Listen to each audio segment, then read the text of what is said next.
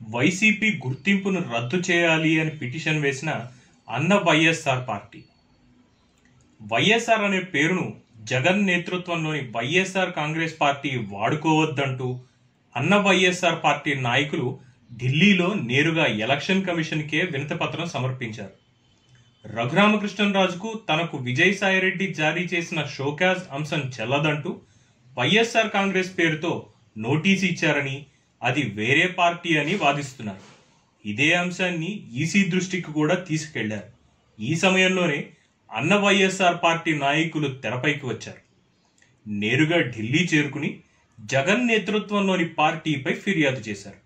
యువజన శ్రామిక రైతు కాంగ్రెస్ పార్టీ పేరును వైఎస్ఆర్ కాంగ్రెస్ అని వాడుతున్నారని, ఎస్ఆర్ అనే పదాన్ని ఇతర పార్టీ పేర్లలో వాడకుండా చూడాలని ఆయన ఎన్నికల సంఘాన్ని కోరారు.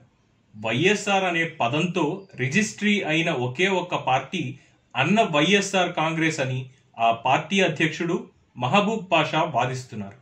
వైసీపీ అధికార పత్రాలపై పూర్తి పేరు వాడకుండా వైఎస్ఆర్ అని రాయడంపై ఎన్నికల సంఘం ఎదుట అభ్యంతరం వ్యక్తం చేశామని, ఓ ఎంపీకి షోకాజ్ నోటీసులో వైఎస్ఆర్ అని రాయడంతో అది మా పార్టీది అని కొందరు అనుకుంటున్నారని మహబూబ్ బాషా చెప్పుకొచ్చారు.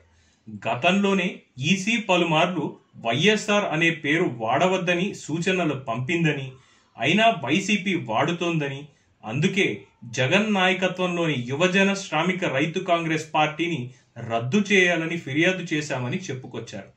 ఉందో లేదో తెలియని అన్న వైఎస్ఆర్ కాంగ్రెస్ పార్టీని తన లేఖ ద్వారా రఘురామకృష్ణరాజు తెరపైకి తీసుకొచ్చారు. వాళ్ళిప్పుడు వైసీపీ నేతలు వైఎస్ఆర్ పేరును వాడుకోకుండా ఈసీ దగ్గరే పిటిషన్లు వేస్తున్నారు.